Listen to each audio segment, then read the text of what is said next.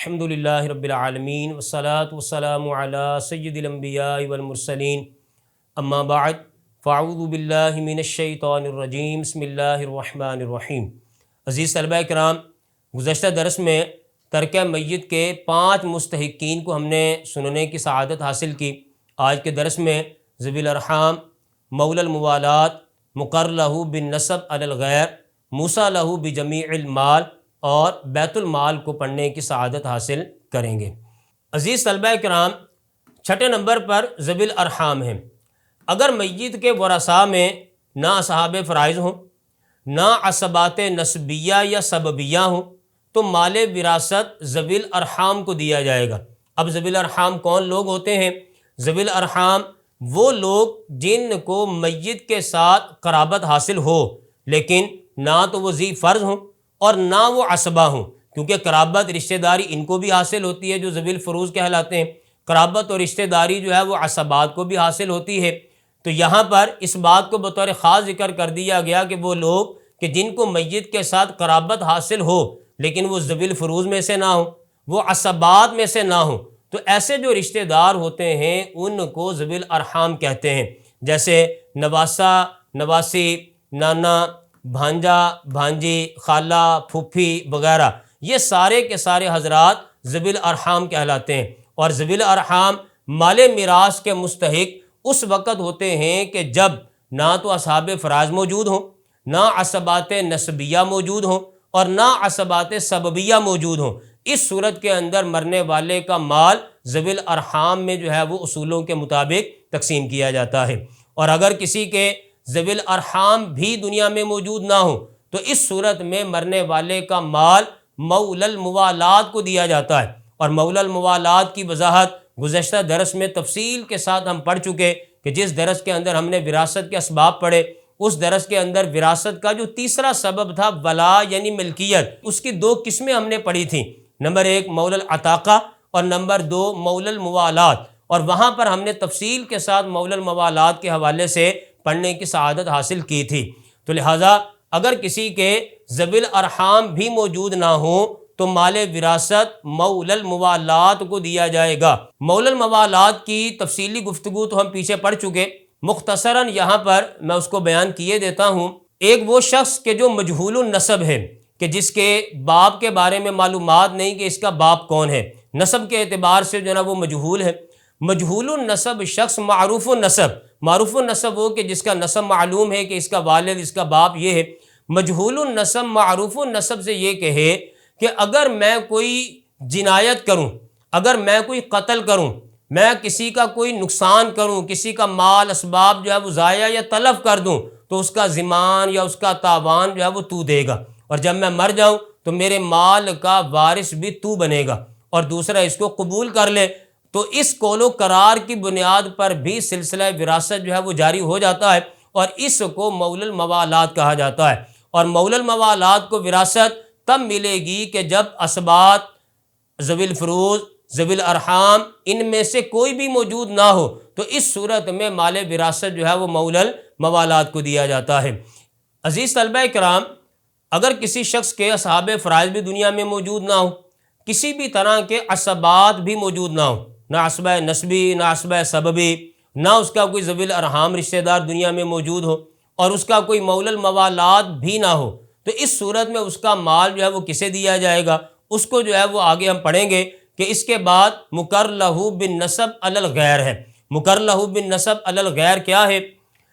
اگر میت کے مولی الموالات بھی نہ ہوں تو مال وراثت مقر لہ بالنسب علی الغیر کو دیا جائے گا۔ اور مقر لہ بالنسب علی الغیر یہ وہ شخص ہے جس کے بارے میں میت نے کسی غیر کے ساتھ ثبوت نسب کا معتبر اقرار کیا ہو۔ اس کو آپ مختصراً یوں سمجھ سکتے ہیں کہ ایک شخص ہے جس کا نام زید ہے، اور ایک شخص ہے جس کا نام عمر ہے۔ یہ جو عمر ہے اس کا نسب مجہول ہے کہ اس کا والد کون ہے، اس کا باپ کون ہے، اس بارے میں معلومات نہیں۔ اب زید جو ہے وہ عمر جو کہ مجہول النسب ہے، اسے یہ کہتا ہے کہ تو میرا جو ہے وہ بھائی ہے۔ اب یہ کہہ کر گویا کہ وہ عمر کا نسب اپنے باپ سے جو ہے وہ ثابت کر رہا ہے کہ تو میرا بھائی ہے، مطلب یہ کہ تو میرے والد کا بیٹا ہے۔ تو امر جس کے بارے میں زید نے اقرار کیا ثبوت نسب کا، تو اسے امر کو کہا جائے گا مقر لہو بالنسب علی الغیر۔ تو لہٰذا اگر کسی کے مولا الموالات بھی دنیا کے اندر موجود نہ ہو تو اس کا مال وراثت مقر لہو بالنسب علی الغیر کو دیا جائے گا۔ مزید اس کی تفصیل یہ ہے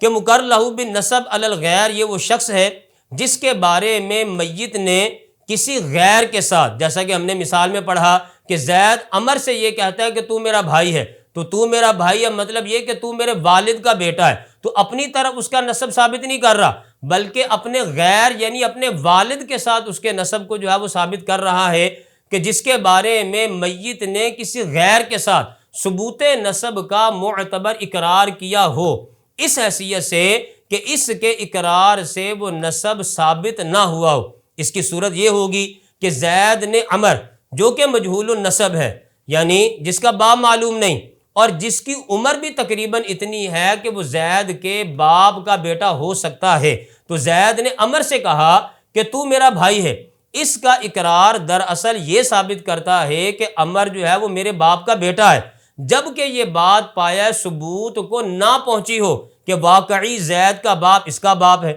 بلکہ یہ ثبوت نسب صرف اور صرف زید کے اقرار پر ہی موقوف ہے۔ چونکہ زید نے کہا کہ تو میرا بھائی ہے تو اس نسب کا ثبوت صرف اور صرف زید کے اقرار پر موقوف ہے، اس کے علاوہ کوئی بینہ، کوئی گواہی، کسی طرح کا کوئی اور شرعی ثبوت نسب ثابت ہونے کا نہیں ہے، صرف یہ ثبوت نسب زید کے اقرار پر موقوف ہے، تو اسے کہا جاتا ہے مقر لہو بالنسب علی الغیر۔ تو اگر مولا الموالات بھی دنیا کے اندر موجود نہ ہو تو مرنے والے کا مال اس مقر لہو بالنسب علی الغیر کو جو ہے وہ دیا جاتا ہے، لیکن مقر لہو بالنسب علی الغیر ہونے کے لیے کچھ شرائط ہیں کہ جن کو یہاں پر جو ہے وہ تفصیل کے ساتھ بیان کیا گیا ہے۔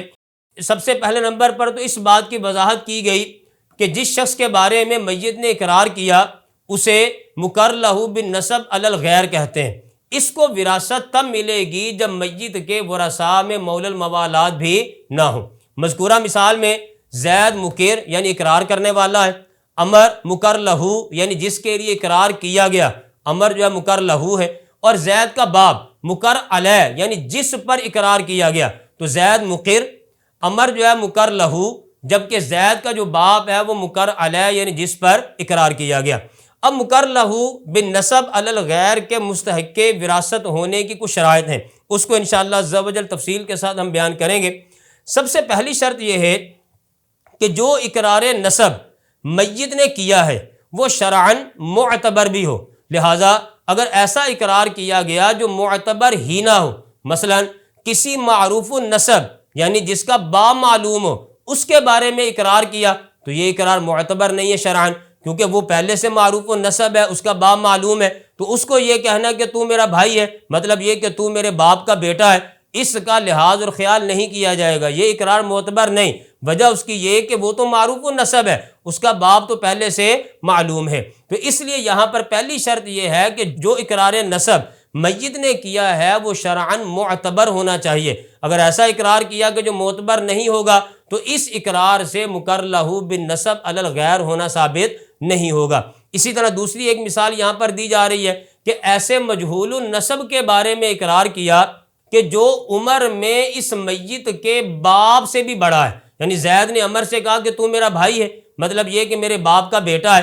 جبکہ عمر کی عمر اتنی ہے کہ وہ میت کے باپ سے بھی بڑا ہے یا میت کے باپ کے برابر ہے، تو انڈرسٹوڈ بات ہے کہ اس اقرار سے جو ہے وہ مقر لہو بالنسب علی الغیر ہونا ثابت نہیں ہوگا، کیونکہ اس اقرار کا کوئی اعتبار نہیں۔ تو لہٰذا جو اقرار ایسا ہو کہ شرعاً معتبر ہو اسی کا اعتبار کیا جائے گا، اور اگر اقرار ایسا ہے کہ جو شرعاً معتبر نہیں ہے اس اقرار سے مقر لہو بالنسب علی الغیر ہونا ثابت نہیں ہوگا۔ دوسرے نمبر پر جو شرط ہے کہ جس نسب کا میت نے اقرار کیا ہو وہ غیر کی طرف رجوع کرتا ہو، یعنی اپنے طرف جو ہے وہ نسب کی نسبت نہ کی ہو بلکہ نسب کی نسبت اپنے علاوہ کسی اور کی طرف کی ہو، غیر کی طرف وہ نسب جو ہے وہ رجوع کرتا ہو۔ لہٰذا اگر اس نے ایسا اقرار کیا جو اس کے غیر کی طرف رجوع نہیں کرتا بلکہ خود اس میت کی طرف رجوع کرتا ہے، یعنی اس نسب کی نسبت اس نے اپنی طرف کی، غیر کی طرف نہ کی، جیسے میت نے کسی مجہول النسب شخص جو اتنی عمر کا ہے کہ وہ اس کا اپنا بیٹا ہو سکتا ہے اس کے بارے میں یہ اقرار کیا کہ یہ میرا بیٹا ہے، تو اس اقرار سے اس کا مقر لہو بالنسب علی الغیر ہونا ثابت نہیں ہوگا، بلکہ اس صورت میں وہ حقیقی بیٹا قرار پائے گا اور بیٹوں کی طرح وراثت پائے گا، کیونکہ شرط یہ تھی کہ جس نسب کا میت نے اقرار کرنا ہے وہ غیر کی طرف جو ہے اس نسب کی نسبت ہو تو مقر لہو بالنسب علی الغیر ہونا ثابت ہوگا، اور اگر غیر کی طرف نسب کی نسبت نہیں کی بلکہ اپنی طرف جو ہے وہ نسب کی نسبت کر لی، اپنی طرف جو ہے وہ اس کا اقرار جو ہے وہ پھر رہا ہے، تو اس صورت کے اندر مقر لہو بالنسب علی الغیر ہونا ثابت نہیں ہوگا، بلکہ اس صورت میں تو وہ حقیقی بیٹا قرار پائے گا اور بیٹوں کی طرح ہی وراثت پائے گا۔ تیسرے نمبر پر جس غیر کی طرف وہ نسب رجوع کرتا ہے، یعنی جس غیر کی طرف اس نسب کی نسبت کی گئی ہے، اس غیر نے اس اقرار کو تسلیم نہ کیا، یہ بھی ایک شرط ہے، لہٰذا اگر اس غیر نے اس اقرار کو تسلیم کر لیا تو وہ مقر لہو بالنسب علی الغیر نہ ہوگا۔ مثلا میت نے جس شخص کے بارے میں کہا تھا کہ یہ میرا بھائی ہے، میت کے باپ نے بھی یہ تسلیم کر لیا کہ جس کے بارے میں اس نے اپنا بھائی ہونے کا دعویٰ کیا ہے وہ واقعی میرا بیٹا ہے، تو اس صورت میں بھی وہ مجہول النسب شخص مقر لہو بالنسب علی الغیر نہ ہوگا، بلکہ حقیقتاً بھائی ہوگا اور بھائیوں کی طرح میراث پائے گا، کیونکہ شرط یہ تھی کہ جس غیر کی تو نسب رجوع کر رہا ہے اس غیر نے اقرار کو تسلیم نہ کیا، کیونکہ اگر اس غیر نے اقرار کو تسلیم کر لیا تو اس صورت میں پھر وہ مقر لہو بالنسب علی الغیر نہ بنے گا، بلکہ اس صورت میں تو حقیقتاً بھائی بن جائے گا، کیونکہ اس غیر نے اقرار کر لیا کہ ہاں یہ واقعی میرا بیٹا ہے، تو اس کے اقرار کرنے کی وجہ سے وہ حقیقتاً اس کا بھائی بن جائے گا مرنے والے کا، اور وہ بھائیوں کی طرح جو ہے وہ میراث پائے گا۔ چوتھی اور آخری شرط یہ ہے میت جس نے اس مجہول النسب کے بارے میں اقرار کیا تھا وہ مرتے دم تک اس اقرار پر قائم رہا ہو، لہٰذا اگر وہ قبل الموت یعنی موت سے پہلے اقرار کرنے والا اپنے اقرار سے پھر گیا تو وہ غیر مقر لہو بالنسب علی الغیر نہ ہو سکے گا، یعنی دیگر شرائط کے ساتھ ساتھ اس شرط کا لحاظ بھی ضروری ہے کہ میت جس نے اقرار کیا ہے مجہول النسب کے بارے میں وہ مرتے دم تک اپنے اقرار پر جو ہے وہ قائم رہے، اگر مرنے سے پہلے وہ اپنے اقرار سے رجوع کر لیتا ہے، اپنے اقرار سے پھر جاتا ہے یا اپنے اقرار کو کہتا ہے کہ میں اس کو باطل کرتا ہوں، تو اس صورت کے اندر وہ مقر لہو بالنسب علی الغیر نہ ہوگا۔ یہ چاروں کی چاروں شرطیں پائے جانے کے بعد ہی وہ شخص مقر لہو بالنسب علی الغیر ہوگا اور اس کا وراثت میں جو ہے وہ حصہ متعین ہوگا۔ اب اگر کوئی شخص ایسا ہے کہ اس کا کوئی مقر لہو بالنسب علی الغیر بھی نہیں ہے، مطلب یہ کہ اصحاب فرائض بھی نہیں ہے، عصبات بھی کسی طرح کے موجود نہیں ہیں، ذوی الارحام بھی نہیں ہے، مولی الموالات بھی نہیں ہے، اور اس کے ساتھ ساتھ اس کا کوئی مقر لہو بالنسب علی الغیر بھی نہیں ہے، اب اس کا مال وراثت کس کو دیا جائے گا؟ تو اس کے بارے میں 9ویں نمبر پر یہ ذکر کیا گیا کہ اب مال وراثت اس کو دیا جائے گا جس کے بارے میں میت نے وصیت کی ہو کہ میرے مرنے کے بعد میرا سارا مال اس کو دے دیا جائے، اسے جو ہے وہ موسیٰ لہو بجمیع المال کہتے ہیں۔ تو اگر کسی کا مقر لہو بالنسب علی الغیر نہ ہو تو اس صورت میں مال وراثت جو ہے وہ موسیٰ لہو بجمیع المال کو دیا جاتا ہے۔ اگر مقر لہو بالنسب علی الغیر بھی نہ ہو تو مال وراثت موسیٰ لہو بجمیع المال کو دیا جائے گا، اور موسیٰ لہو بجمیع المال یہ وہ شخص ہے جس کے بارے میں میت نے وصیت کی ہو کہ میرے مرنے کے بعد میرا سارا مال اس کو دے دیا جائے، ایسے شخص کو موسیٰ لہو بجمیع المال کہتے ہیں۔ جب میت کے مذکورہ ورثاء میں سے کوئی بھی نہ ہو تو احناف کے نزدیک، حنفیوں کے نزدیک اس کی تمام جائیداد اس موسیٰ لہو بجمیع المال کو دے دی جائے گی۔ آخر میں کسی کا موسیٰ لہو بجمیع المال بھی نہ ہو، یعنی مرنے والے نے کسی کے بارے میں ایسی کوئی وصیت نہیں کی کہ میرے مرنے کے بعد میرا سارا مال اس کو دے دیا جائے، اس کا موسیٰ لہو بجمیع المال بھی کوئی نہیں ہے، تو ایسی صورت میں مال جو ہے وہ بیت المال میں رکھوایا جائے گا۔ اگر مذکورہ ورثاء میں سے کوئی بھی نہ پایا جائے، مطلب یہ کہ نہ اسبات ہیں، نہ ذوی الارحام ہیں، نہ ذوی الفروض ہیں، نہ مولی الموالات ہیں، نہ جو ہے وہ مقر لہو بالنسب علی الغیر ہے، نہ موسیٰ لہو بجمیع المال ہے، مذکورہ ورثاء میں سے کوئی بھی نہ پایا جائے تو پھر میت کا مال بیت المال میں بطور امانت رکھ دیا جائے گا اور یہ مال عام مسلمانوں کے لیے ہوگا۔ لیکن ہمارے زمانے میں یا تو بیت المال موجود نہیں ہے یا بیت المال کے جو منتظمین ہیں وہ خائن ہیں، یعنی خیانت کرنے والے ہیں، یعنی بیت المال ایسے فاسق لوگوں کے زیر تصرف ہے جو بیت المال کا مال اس کے شرعی مصارف میں صرف نہیں کرتے، تو ایسی صورت میں وہ مال وراثت شرعی فقراء پر تصدق کر دیا جائے گا۔ عزیز طلبہ کرام، کسی کے جو ہے وہ اصحاب فرائض بھی دنیا میں موجود نہیں ہیں، اسباط بھی موجود نہیں ہیں، ذوی الارحام بھی دنیا میں موجود نہیں، مولی الموالات بھی موجود نہیں، مقر لہو بالنسب علی الغیر بھی نہیں ہے، موسیٰ لہو بجمیع المال بھی نہیں ہے، تو مال بیت المال میں رکھوایا جائے گا۔ لیکن اگر بیت المال موجود نہ ہو یا بیت المال کے منتظمین خائن ہوں، ایسے فاسق لوگ ہوں جو شرعی مصارف میں مال کو استعمال نہ کرتے ہوں، تو ایسی صورت میں مال جو ہے وہ بیت المال میں نہیں رکھوایا جائے گا، بلکہ جو شرعی فقراء ہیں جو زکوٰۃ کے مستحق ہوتے ہیں ان شرعی فقراء کے درمیان اس مال وراثت کو جو ہے وہ تقسیم کر دیا جائے گا۔ عزیز طلبہ کرام، یہ تھا ہمارا آج کا درس کہ جس کے اندر ہم نے بقیہ ترکہ میت کے مستحقین کو پڑھنے کی سعادت حاصل کی۔ اگلے درس میں انشاءاللہ عز و جل موانع ارث بیان کیے جائیں گے، یعنی دوسرے باب کی تیسری فصل اس کو شروع کریں گے کہ کون کون سی چیزیں ایسی ہوتی ہیں جو وراثت سے رکاوٹ بنتی ہیں، جنہیں موانع ارث کہا جاتا ہے۔